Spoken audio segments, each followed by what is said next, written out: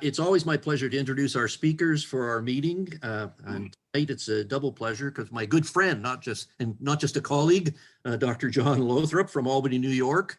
He's actually in the basement of the museum because of the power failure they had at home on that. So he's the curator of archaeology at the New York State Museum in Albany. And I don't know his official position there in terms of his title, but he specializes in the earlier sites, or pre-ceramic sites, I guess would be the best way to say that.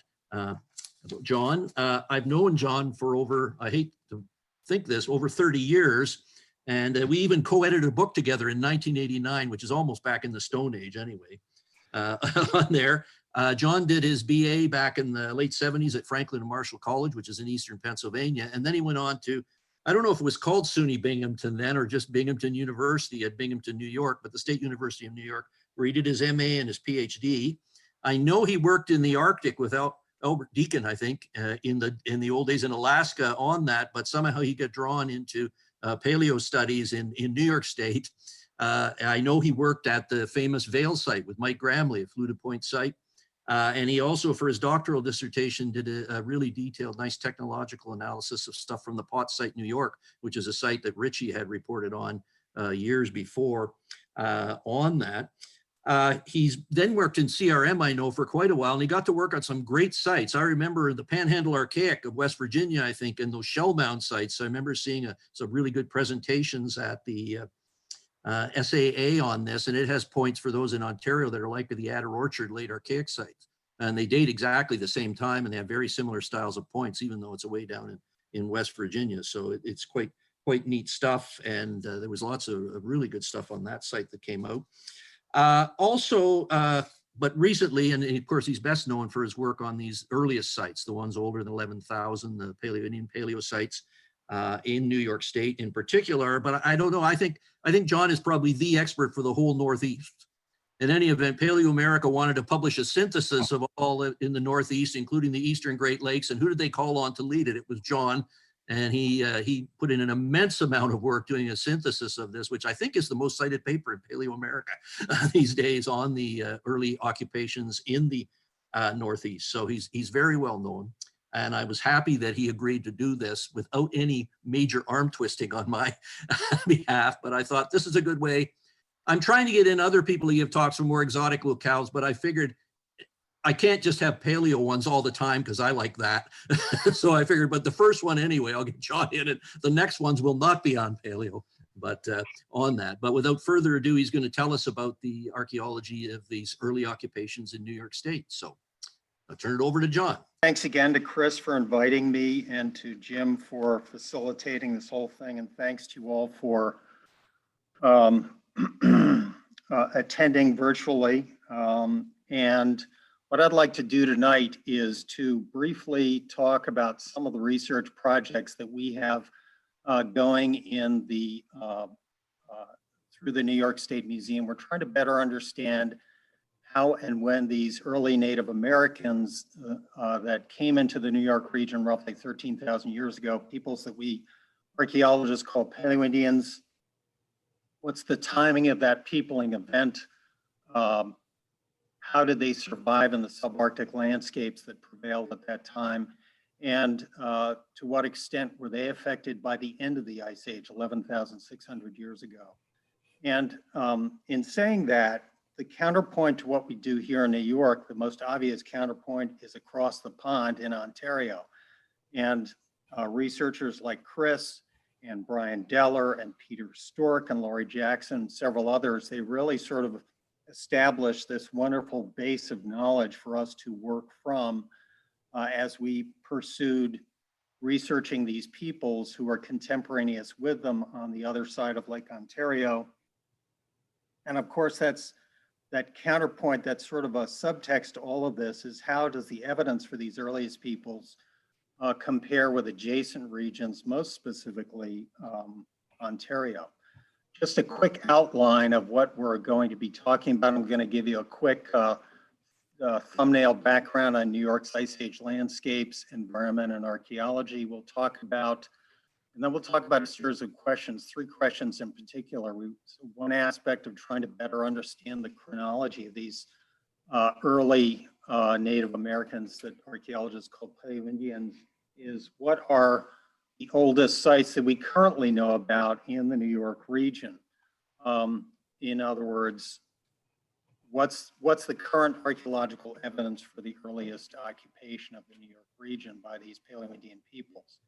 And we want to talk about their mobility. Paleoindians are famous for their high degree of seasonal travels, high degree of mobility across the glaciated Northeast. And we want to talk about that evidence for that in the New York region and beyond. And we want to talk about aspects of their land use in the New York region. What parts of the New York Ice Age landscape attracted these peoples and why? And we don't have good explanations for that really yet, but we're starting to try to better understand that. And then we're going to finish up very briefly with a quick tour of the OPS site, a site that one of our attendees, Mike Beardsley, discovered. It's a Middle Paleoindian Crowfield site on the Ontario Plain in central New York, and we've been working there since 2015. So as background, the landscapes, environment, and archaeology that these people encountered when they came into the region. Here you're looking at a map, and at the lower end there you see LGM, that stands for last glacial maximum. That's the southern extent of the Laurentide ice sheet. You've reached that about roughly 25,000 years ago and then began retreating shortly thereafter. And by 13,000 years ago, that Laurentide ice sheet was up in Ontario and Quebec. New York was completely exposed at that point. And there's the Atlantic coast 13,000 years ago. There's the Champlain Sea to the north of New York and bordering Quebec and Ontario. There's the water bodies in the eastern Great Lakes. And we talk about, or archaeologists try to talk about, the process of peopling of the glaciated Northeast. And there's some consensus that some of the vectors of that travel may have been where these arrows are. They, of course, came based on where the ice sheet was. They had to come through Michigan to get into Ontario, or perhaps across the Grand River. But coming into New York, they probably came up the Ontario and Ontario Basin Plains, we think. And they may have also come up the Susquehanna and Delaware drainages up into the Hudson and eventually came into New England and the Canadian Maritimes.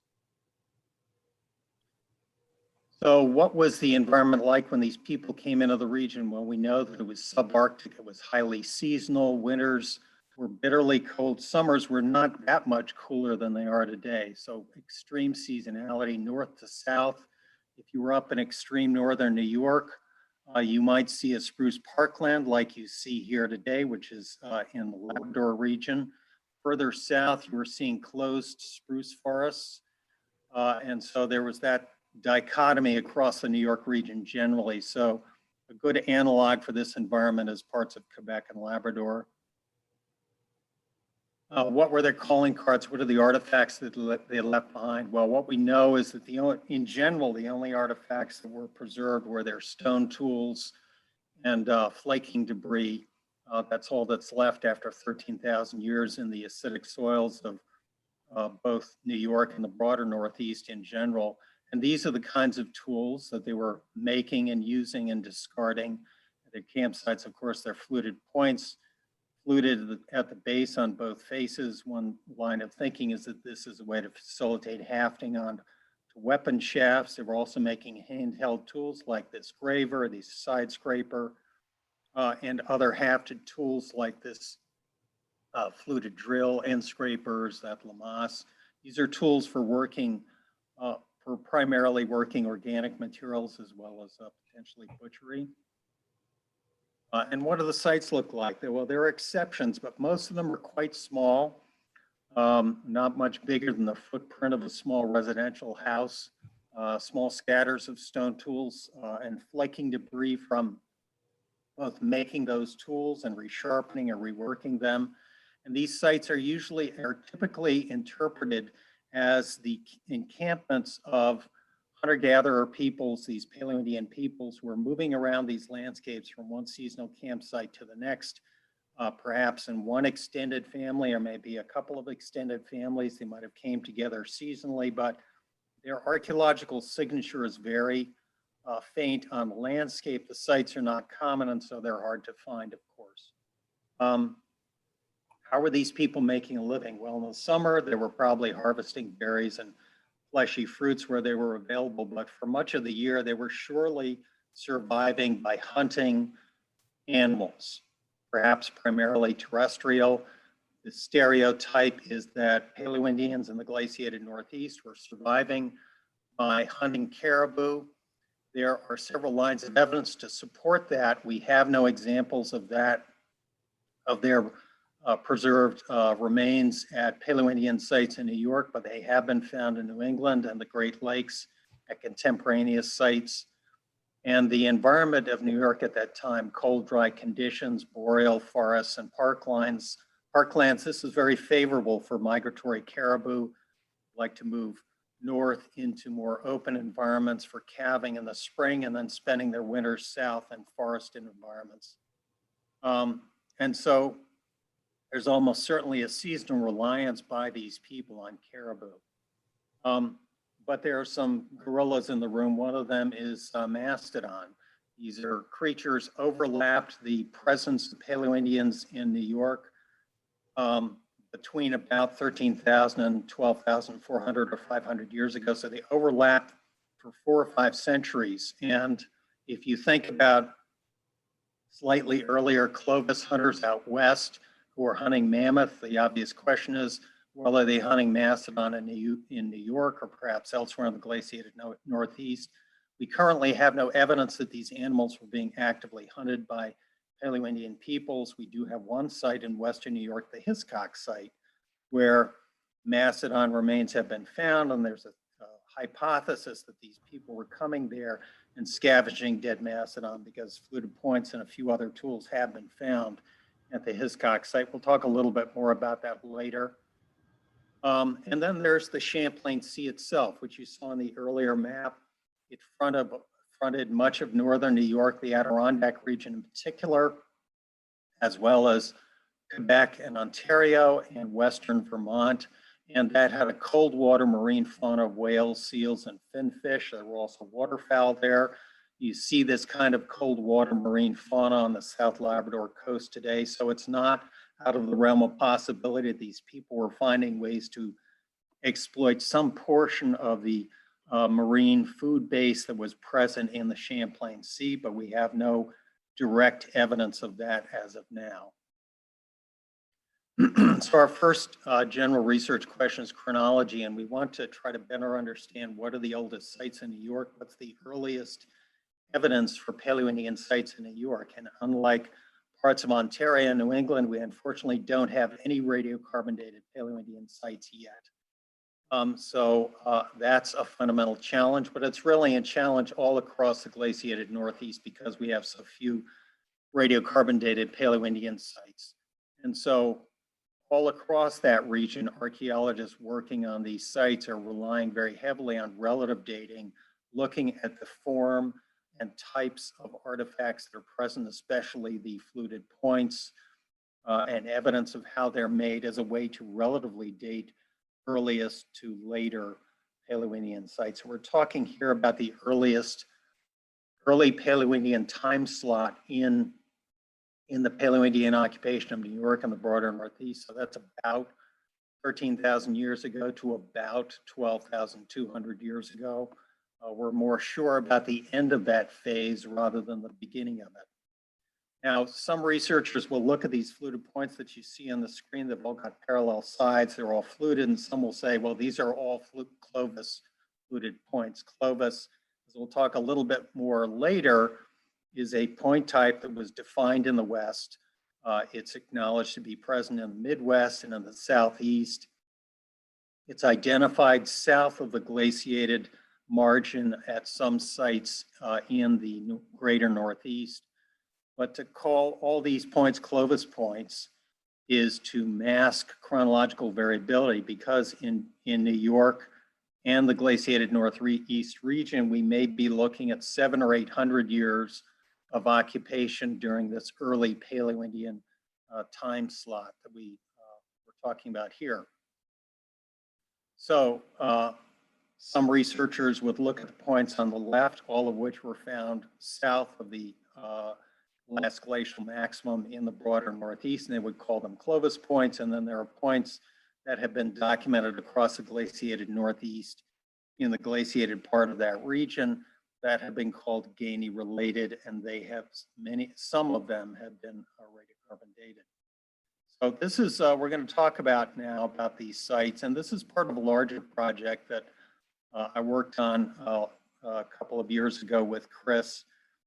And so if you look at the radiocarbon dated sites in the broader northeast, both north and south of the glacial border, the LGM, you've got Sheridan and Cactus Hill and Shawnee Minnesink to the south. Those have produced points that the researchers consider to be Clovis. And you've got 4 sites in the glaciated region, Bullbrook, DeBird Vale, and Dedic, that have produced radiocarbon dates. And we're going to look at those radiocarbon dates now. So these dates, these show the statistical spread of these dates in calendar years before present. So the sites that are considered to be Clovis, those are the dates that have been generated by those sites between about 13,000 and 12,800 calendar years before present. And these are the dates from points that have produced what Chris and I consider to be Gainey or Gainey related sites, with a few of them dated to between about 12,700 and 12,200 years ago. So that's the small amount of radiocarbon dating evidence that we have. So you can sort of parse this into more specific questions. Are Clovis points actually present in the glaciated northeast and in New York specifically? What are the oldest Paleoindian occupations in the region? And we need, as I said, we need to think about this in terms of relative chronology foremost. So Clovis, as many of you have heard, is the oldest widespread archaeological culture in North America. The sites, unlike the sites that we're talking about in the New York region and elsewhere in the glaciated northeast, those sites are found primarily in terrain that was never glaciated, south of the last glacial margin, in the west, the Midwest, and in the southeast. The dates for those sites range from about 13,400 to 12,800, and they are hunters stereotypically of mammoth as well as other Ice Age fauna. And you're looking at some Clovis fluid points on the left there from out west. And there are 2 sort of sets of attributes of Clovis stone technology that have been defined that are considered to equate or define a Clovis technological complex, defined by Bruce Bradley and other archaeologists as being present in the southeast, the Midwest, and the west, but not in the glaciated northeast. And they say one of the features of that is how their fluted Clovis points were made. So one of the ways that they're being made is, if you look at this late stage fluted point preform, these are flake scars showing that in trying to thin this point before final fluting, they're driving flakes all the way across the opposite edge from one side to the other. That's called overshot flaking. And it's believed that peoples who are making these Clovis points were doing that on a regular basis as part of their technological repertoire. It's a sort of considered a calling card of Clovis point manufacture. The other aspect of Clovis fluted point production is how they're being fluted. So when you look at the Clovis fluted points, wherever they are from, the west, the southeast, the Midwest, they all typically are made, and I'm looking at this graphic that's courtesy of Chris Ellis. They're driving that fluted point off the base of the point right at the center plane, the line that divides the point in profile from the right face to the left face, or the opposite face. And because they're driving that flute off the very tip of the bottom of the point, it has to go up, diagonally. It can't run all the way along the point. And so by default, that flute scar where the flute removal is very short. This contrasts with later Folsom and Gainey fluted points where they're setting up a platform that's removed from the center plane of the point, and that allows them to drive off much longer flutes. So that's a key thing to keep in mind, and we'll come back to that later. The other main feature that's been defined for the Clovis Technological Complex is how they're making tools, and many of them are being produced using conical and wedge-shaped cores that they're like this, like these conical ones that are shaped like ice cream cones, and wedge-shaped cores like this, and they're producing these very long blades that are being used to then produce end scrapers and things like that. They're cutting tools in themselves.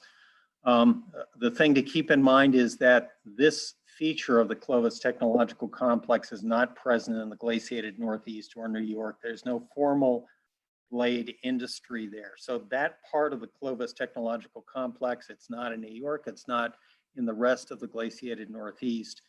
So what is? How are they making their stone tools? And in particular, how are they making their fluted points? And to think about that, we're going to look at data from the West Athens Hill site that Chris and I studied recently.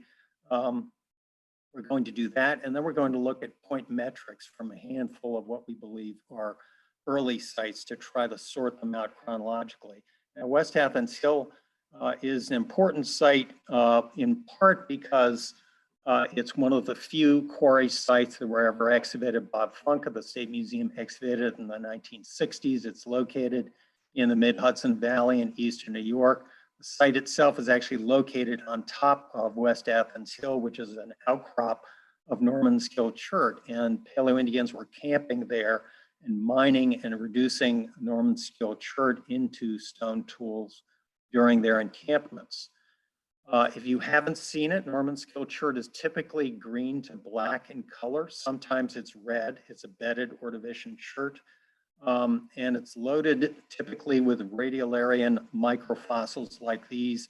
These are the little specks that you see in this photograph of a late stage biface from West Athens Hill. So that's one of the criteria that helps recognize the stone macroscopically, but it's not solely diagnostic of Norman Skill Chert.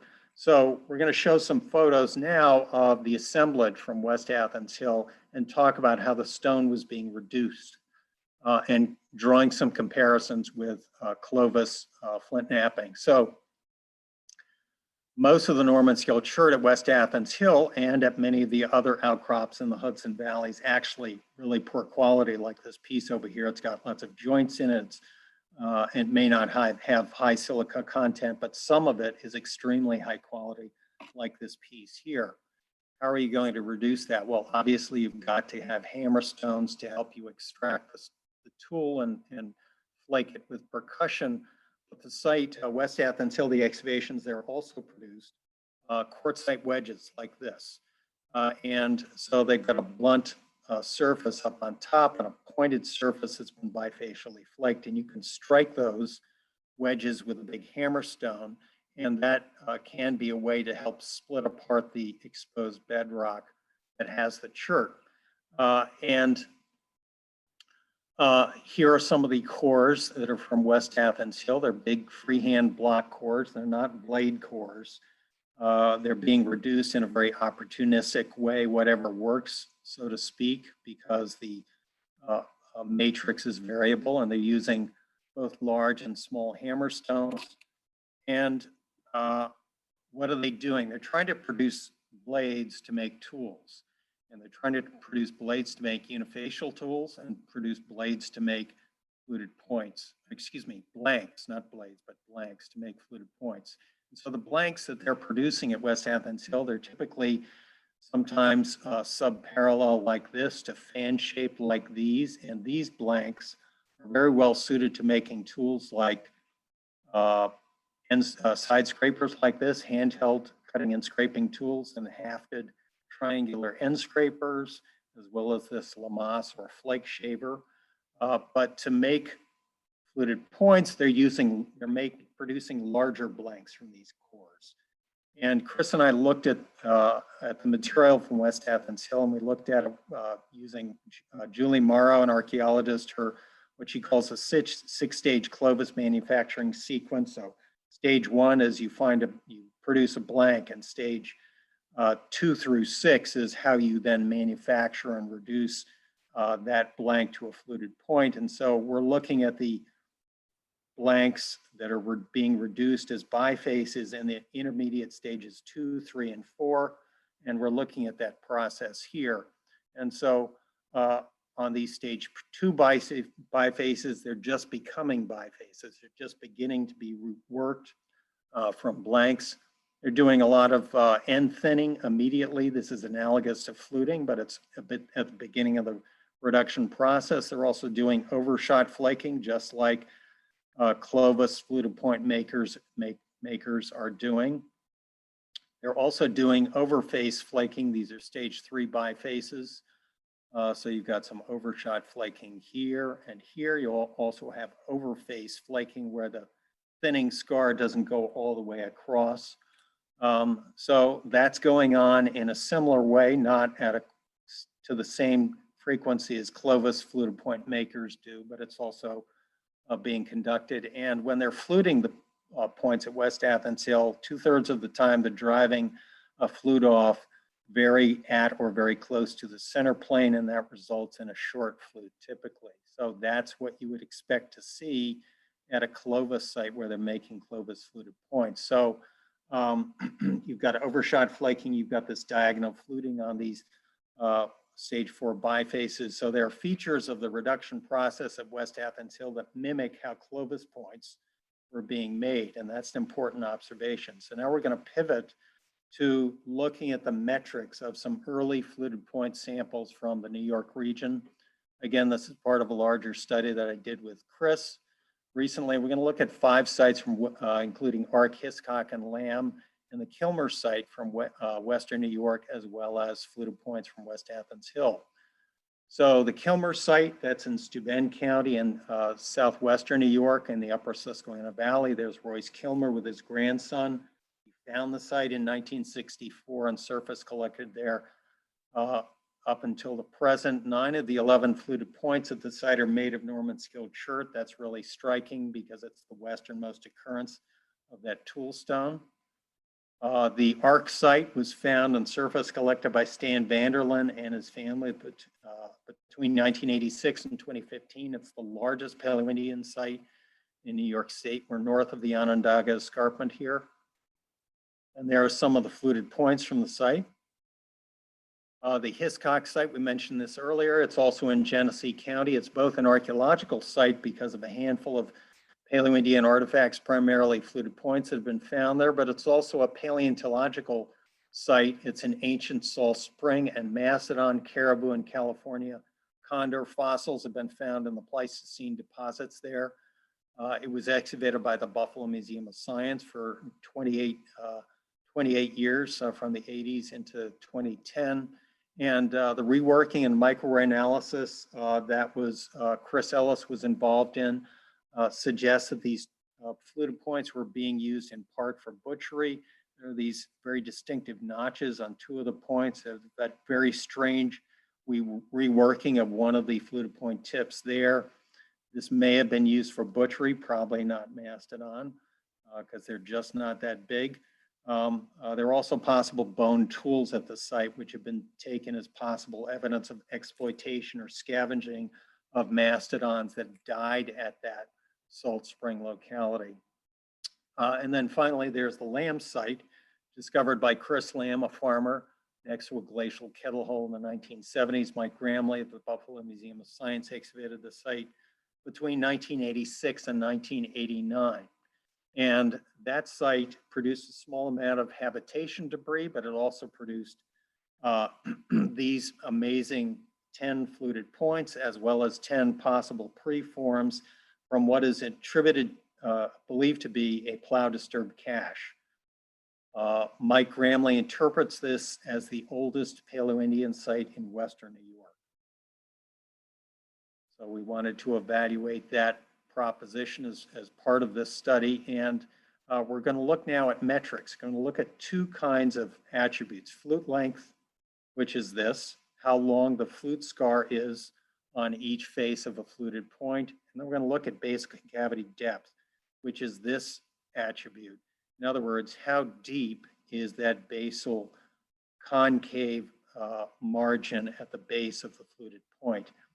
And essentially everybody who studies Paleoindian archaeology agrees that both fluted point length and base concavity depth increase from Clovis into post-Clovis fluted point form. So that's an important characteristic that we can use to help gauge relative chronology.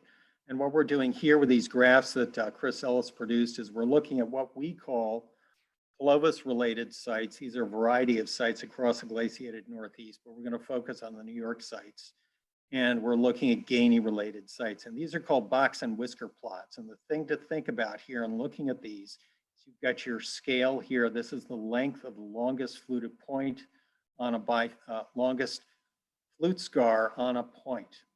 And these are samples of fluted points from each of these sites.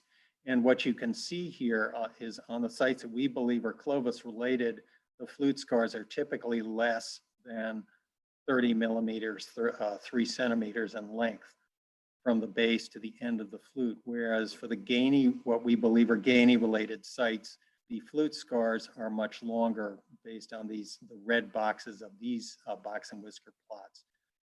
And so the 4 sites that we're thinking about here in New York, 5 sites actually: Hiscock, Ark, Kilmer, West Athens Hill, and the Lamb site. These all are considered by us to be Clovis related, whereas the Gainey related, presumably later Lamb site, has much longer flutes on its points, as you may have seen noted in the photograph. Now we're going to look at concavity depth. And these are the Clovis related sites with the green box and whisker plots, and the Gainey related sites with the red box and whisker plots. And our New York sites: Hiscock, Ark, Kilmer, West Athens Hill, and then Lamb. And again, the base concavity on these fluted points from these 4 New York sites, as well as the others, they're all well under 6 millimeters in general, centering around 4 millimeters in depth, whereas these later Gainey-related sites have much deeper base concavities, and Lamb as the deepest ones of all, up to 1 centimeter in depth. Those are pretty striking. So the takeaway message from this brief exercise is that at West Athens Hill, we can see aspects of the stone tool reduction process for making fluted bifaces that mimics what you see at Clovis sites. It's not completely equivalent, but it's similar in several respects. So that's really, we think, is notable. And when you look at the point metrics for Ark, Hiscock, Kilmer, and West Athens Hill, those, in our opinion, are the earliest early Paleoindian sites documented so far in New York. And so we think that's the case because these points, while they're perhaps not true Clovis points, they are more immediately derived from the Clovis point form than later Gainey affiliated point forms in the glaciated Northeast. And this allows us to date these early Paleoindian points on a relative time scale. We're going to turn now to talk about Paleoindian mobility. This is something that Chris Ellis has studied in detail. He wrote a very important paper on it. We wanted to follow up on his studies and to try to better explore how these peoples seasonally traversed the New York region and areas around the New York region. This is difficult for us to think about intuitively because we live and work and travel in built environments. We drive on roads, we live in buildings.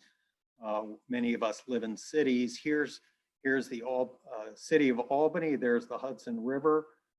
There's the New York State Museum. Come and visit when we reopen. That's where I work. But these are all built environments, and they're superimposed on the natural landscapes. And of course, for these early Paleoindian peoples, there were no built environments. They were on their own. And when you look at the sites and you look at the sources of the stone that they're using for making their stone tools, those sources are as much as 300 miles from or 500 kilometers from the geologic outcrop of that toolstone. So this has led to a broad consensus that in the glaciated Northeast and in New York specifically, these are pedestrian foragers, mostly traveling on foot with extremely high residential mobility that is replicated only very rarely across the globe in prehistory. So these are truly exceptional people in terms of their level of seasonal mobility. So we wanted to look at this issue of mobility more closely and do it in two ways, by first relying on rigorous geochemical sourcing of stone to determine the sources of stone at specific sites, and then use GIS, or geographic information studies, to model the seasonal mobility of these people themselves. And so we worked with two colleagues from University of Montreal, Adrian Burke and Giles Gauthier, who did the sourcing analysis, XRF or X-ray fluorescence analysis. And we chose one type of stone, Norman scale chert. We've already talked about this from one source in the Hudson Valley. And we actually used the West Athens Hill site because we know that it's a dominant toolstone source for early Paleoindians. And I worked with my colleague here at the New York State Museum, Susan Winchell Sweeney, who conducted the GIS analysis to model how these people moved across these landscapes after they procured toolstone at West Athens Hill. Now, Norman scale chert there's been very little rigorous sourcing analysis of it, but it's been reported in the literature at 48 or 49 Paleoindian sites across the Northeast. It was used and carried away from the Hudson Valley very widely. And at West Athens Hill, we have the strongest evidence anywhere for Paleoindian mining of Norman scale chert. So we used West Athens Hill as the proxy for the source of Norman scale chert in this study. And so the XRF sourcing analysis, this is a very complicated piece of machinery that Giles and Adrian used, and they conducted non-destructive XRF analysis using major and minor trace elements in the stone. And so first they characterized 27 geological samples from West Athens Hill to fingerprint that source, its chemical characterization, geochemical characterization. And we then compared that to XRF analysis of 47 archaeological samples from 18 Paleoindian sites using principal components, which is a statistical analysis routine. And so here are the results from the sourcing. That analysis, the XRF and the statistical analysis, indicated 37 of the 47 samples that we submitted from 15 of 18 Paleoindian sites were linked to West Athens Hill. And these are the sites, and these arrows show that linking. And so those sites lie, in this case, up to 250 miles or 400 kilometers from West Athens Hill, from northwestern Maine down to the Chesapeake and west into western New York and eastern Massachusetts. But those lines that I've drawn on that map, of course, they don't tell us anything about, those are straight line distances. That's not how people moved across the environment. Nobody moves across the environment in straight line distances, and especially during the Ice Age. So we then turn to the GIS component of the study. This is requires hardware, software, and data, and it uses database operations to visualize data through maps and mapping. And this permits us to see and analyze data to discover geographic relationships and patterns. And the procedure, the analytical procedure that Susan used in the study, is called least cost path analysis. It's a way to figure out how people might get from one point to the other across a landscape. And there are assumptions to this. Least cost path analysis is based on the belief that humans economize their behavior, and that economizing behavior extends to movement across landscapes. And that can be extended to humans in prehistory, trying to minimize their travel cost by routes that they chose to get from a lithic source to an encampment, for example. We use two cost surface algorithms, and these reflect different models or perceptions about Paleoindians were adapting to the Ice Age environments. And some archaeologists have talked about Paleoindians as following caribou herds across the landscape. Caribou often want to move up and down valleys. And perhaps one of the reasons you see many Paleoindian sites in valleys in the glaciated Northeast is that they're using valleys as easy corridors for movement. And so the algorithm for this model solves for least cumulative slope, going up and down the fewest hills that you can. The second algorithm that we used is called Tobler's algorithm, and it actually looks for the fastest route. And Chris Ellis has talked about how Paleoindians, because they're moving all over the landscape on a regular basis, covering hundreds of miles a year, time management may have been an issue for these people. And so we extended that idea to literally time management in their travel, getting to from one place to the next, perhaps as quickly as they could, not by the easiest route. And so we downloaded these digital elevation models, which are three-dimensional models of landscapes from USGS, and Susan digitized the location of 7 of the 15 Pluto Point sites that were linked by the sourcing study to West Athens Hill, where the stone was the most common or next most common minority tool stone. And then we conducted this identified outbound least cost path routes to each site from West Athens Hill. And we'll look at the maps now. But first we'll touch base on the sites in themselves. So we looked at the Vale site in northwestern Maine with these amazing fluted points, Quartertape site in the Mohawk Valley, northwest of West Athens Hill with these artifacts, the Kilmer site that we've already seen the artifacts for in Western New York, Poirier site in the Middle Delaware Valley, the Higgins site in the Chesapeake Basin,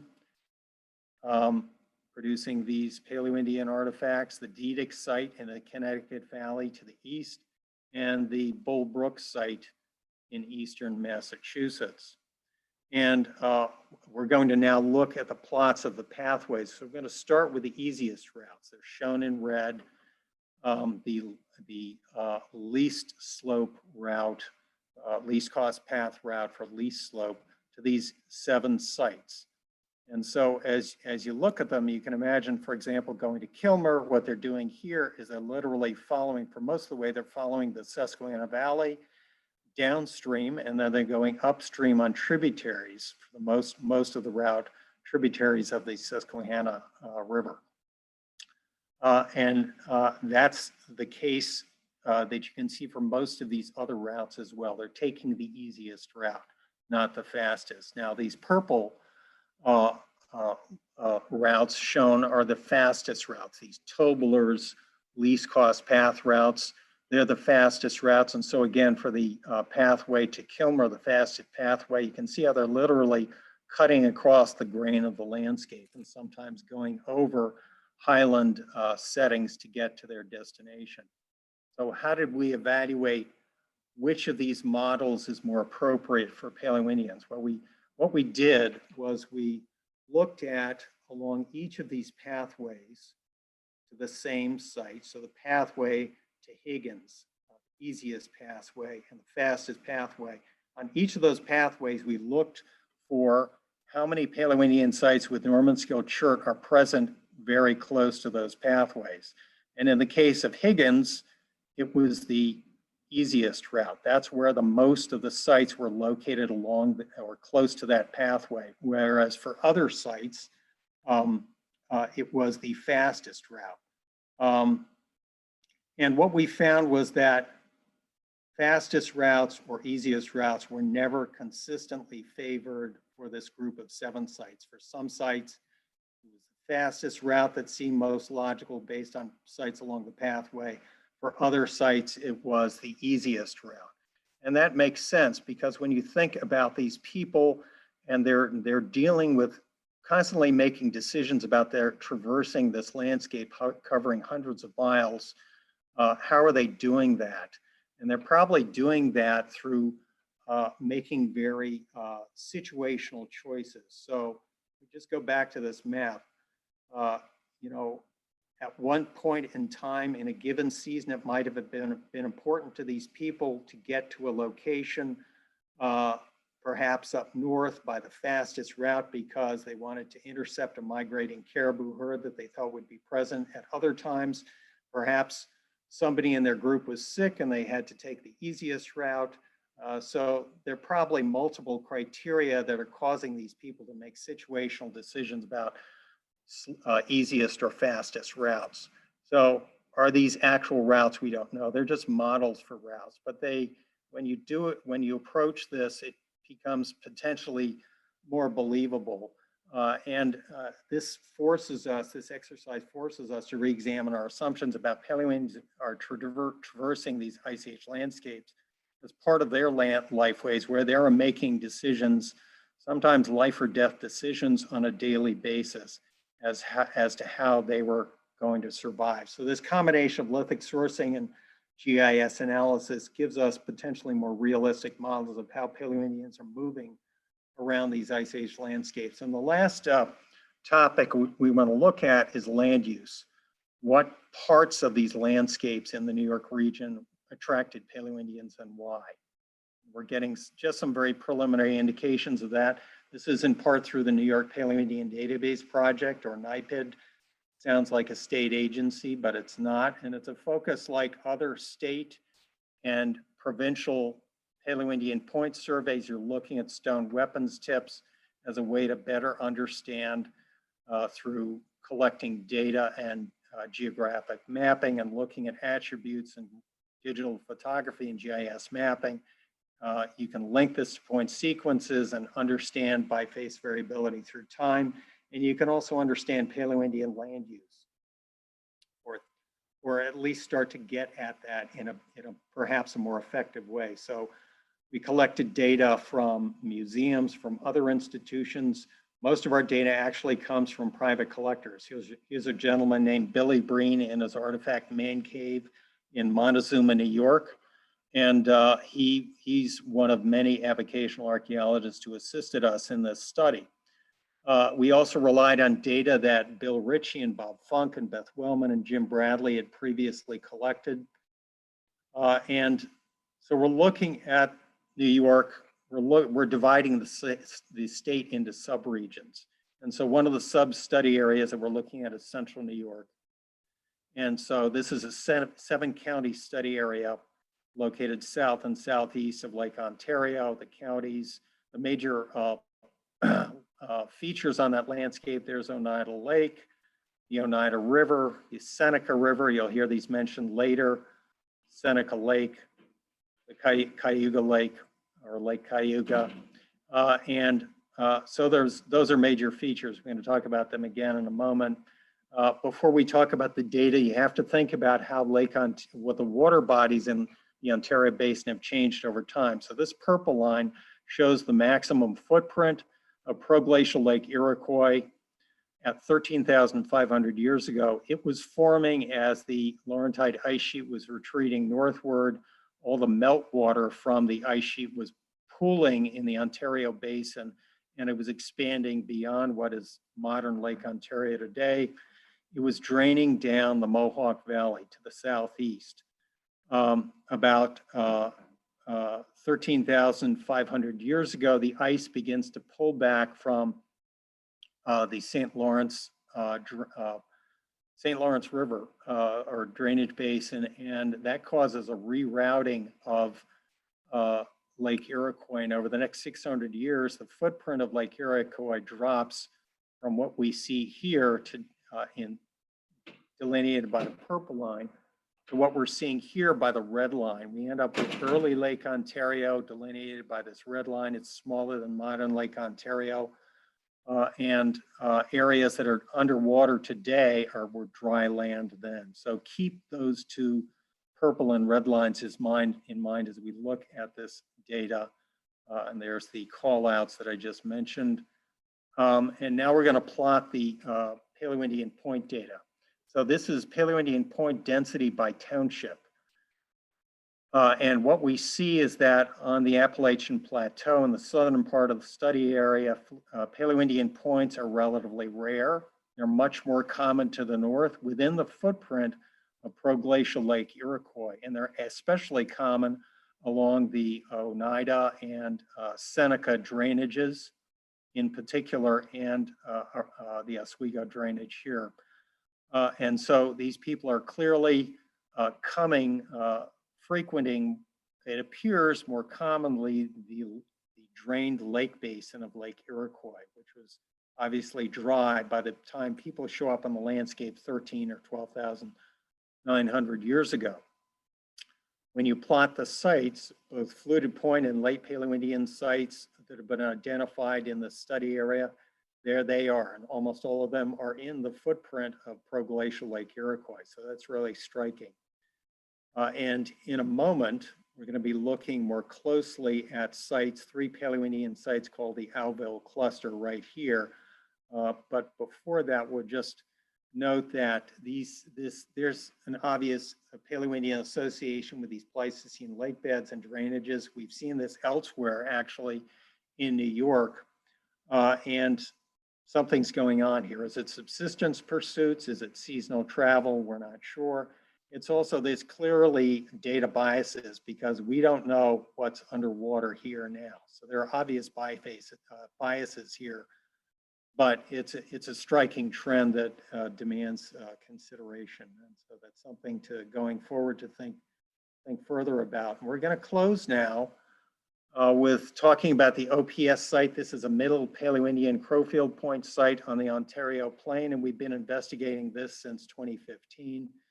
And as I said, this is one of 3 fluted point sites in the Albany cluster located there in Madison County, south of Oneida Lake. And again, we're talking about Middle Paleoindian sites that are represented by these Crowfield points. They expand markedly from the base. They usually have multiple flutes. They're very thin. Chris Ellis identified this point type.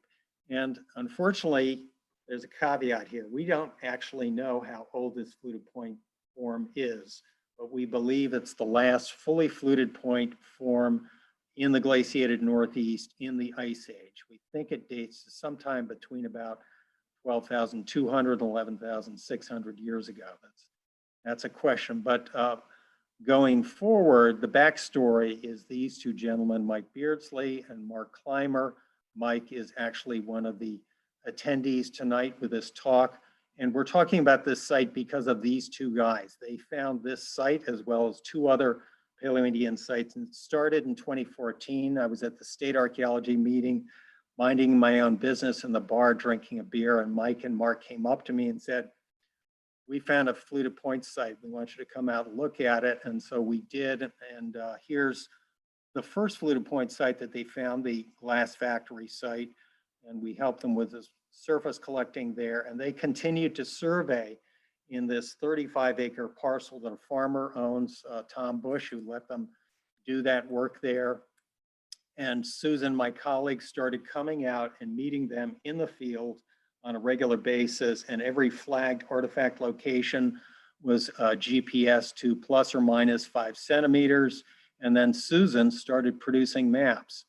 And in this study area, all these colored dots are various lithic scatter sites that Mike and Mark have identified. Most of them are later archaeological sites. They're not Paleoindian, but 3 of them are Paleoindian. Glass Factory, you just saw a slide of, Albany South, and OPS. And of those 3 sites, all of them appear to be Crowfield Point related sites. We've been working at the OPS site because that's the only site that appears to be single component. So the data resolution there is significantly better. This is, Mike can correct me if I'm wrong, but I think this is the 2nd artifact Mike found on the OPS site. It's obviously a Crowfield point. There are flutes on both sides. It's got a very deep impact fracture here. And after it was pulled out of the haft, it looks like it was used as a side scraper, potentially these unifacial flaking along the margin here. So It was very exciting. In May of 2015, Mike texted me a photograph of this as he found it in the field, and that was an important day. So here's that point, an end scraper, a hafted perforator, a flake graver, and a side scraper. Those are all some of the earliest artifacts found on the site by Mike and Mark. And there are not many, very few investigated, excavated Crowfield Point sites. There are 5 in Ontario. Until just a few years ago, there was only the Liebman site on the state side and the Nesquehoning site in Connecticut and Pennsylvania. Mike and Mark have found these 3 sites, OPS, Glass Factory, and Alvale South. We've done work at all 3 of them. But we focused on OPS because of the single component nature of the site, apparently. So we started out coupling the surface collection data, the point provenience surface collection data with shovel testing in 2016. That's actually wrong. We started in 2015, shovel tested in 2016, and 2017 and through 2019, we've been doing block excavations guided by the shovel test data and the surface collected point provenience data. And we've been doing that for 3 years in a row. Unfortunately, because of the pandemic, we couldn't do it this year. We hope there will be a vaccine by September of next year and we can pick up where we left off. Here are some of the artifacts that have been found so far. That fluted Crowfield Point that was found earlier, a reworked fluted point, a fluted point preformed tip, a base, some of the unifaces, end scrapers, an end scraper bit, flake gravers, the hafted perforator, the side scraper,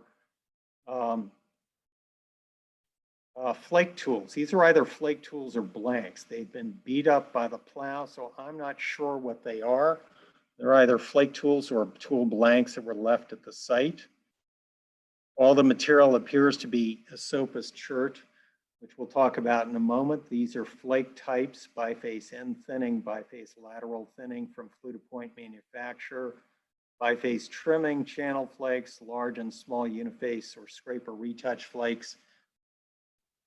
Our volunteers, this is an entirely volunteer excavation. We highlight the importance of every flake because every flake tells a story. They're tired of me saying that, but it's true because it's telling us what's going on at this site beyond the stone tools, where people are doing stone tool manufacture and resharpening and showing us where on the site those activities are being conducted.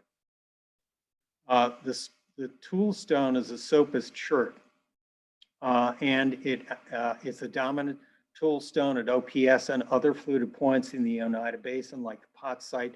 So there's clearly a trend of this tool stone use in central New York. Outcrops of this tool stone are in the Mohawk Valley and the Hudson Valley. The closest outcrops are 90 kilometers to the southeast in the Mohawk Valley. This chert comes out as these big blocks in the beds of this chert. That is not an ancient quarry site. It's a modern road cut. But this tool stone appears to have been well suited to standardized tool production. And so there's obviously a long-term pattern of seasonal movement between central New York and minimally down the Mohawk Valley to access those outcrops. It implies that there are undiscovered quarry sites of Esopus chert in the Mohawk Valley. And just in closing, the rarity of these Crowfield sites in New York, it's probably, this is a question that Chris and others I'm sure have for these sites in Ontario. Why are they so rare? Is it low population? Is it low archaeological visibility? Is it the aspects of their settlement adaptations? It could be combinations of all of those things, but those are things to think about going forward. And I want to thank a number of people for their support in this research, including the owners of these 4 collections, as well as Chris and other individuals, these institutions, as well as the New York State Museum of support of this research. These are some of the NIPID contributors to our database project. And I want to thank the OPS field crews that have been working at the site since 2015. If you want to volunteer, contact me. Hopefully we'll be out there in the fall of 2021. And I want to thank you for your time. And I appreciate your attention